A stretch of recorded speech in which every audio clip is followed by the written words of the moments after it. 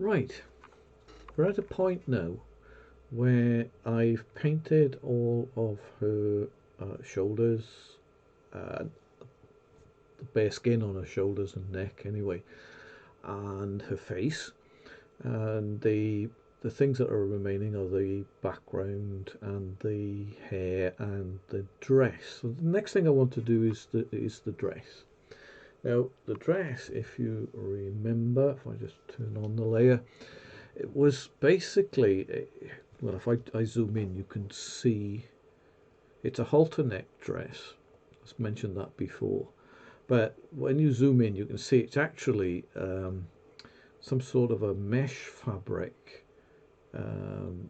with goodness knows how many sequins um, uh, stitched onto it, I think, from the look of it. I mean, goodness knows how long it took to make, but there we are. I mean, whether it came as a finished fabric, I don't know. But to paint every individual sequin would be a nightmare, as you can imagine, and take forever, and it's not practical. And an oil painter back in the day would never have contemplated doing that.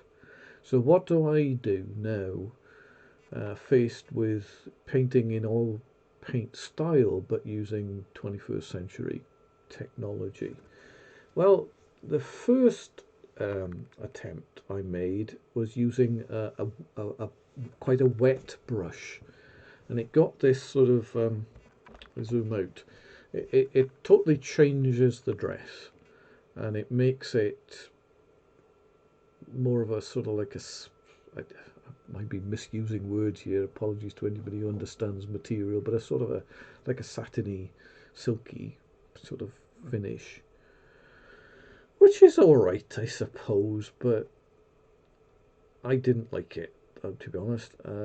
Others might, and that's perfectly fine, but it didn't seem right to me. So what I went back and did was paint using actually one of the hair brushes, um, but paint in very short, small strokes. So if I can, I'm painting on a blank layer. I can. I don't. Let me just move that. I'm using a brush which has got directionality to it, so I can paint um, that way around or that way around. Sorry, it's jumping about a bit. Um, but I can basically come onto the fabric and with very short strokes,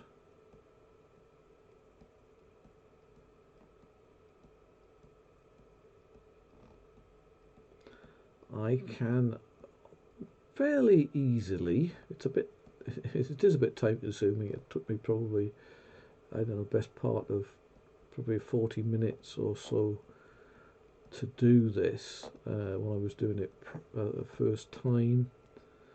Um, but reasonably quickly, I can go around and I'm starting to get the effect of the sequins reasonably realistically, but without spending a fantastic amount of time. I've gone and made a mistake there. I pulled some weird things in at the edge. Um, Oops, sorry, didn't mean to turn that on. So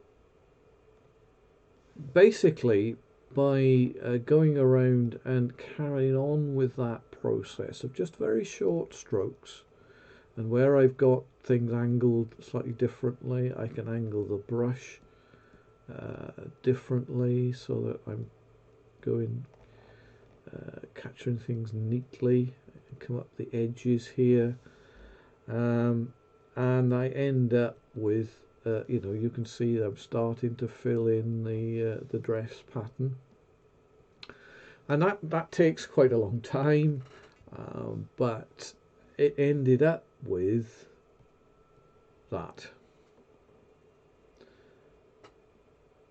So if I put the paint on and then the original on underneath, you can see I've managed to capture a lot of the detail, not all of it, but a huge amount of it, to be honest,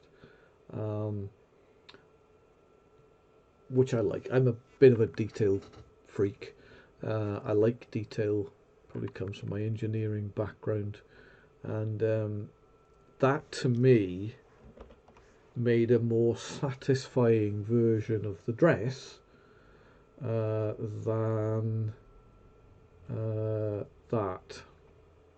Others might prefer that, and I haven't tidied up around the edges because I decided I didn't like it, so there wasn't any point in tidying around the edges. But I prefer that rather than that, to be frank with you.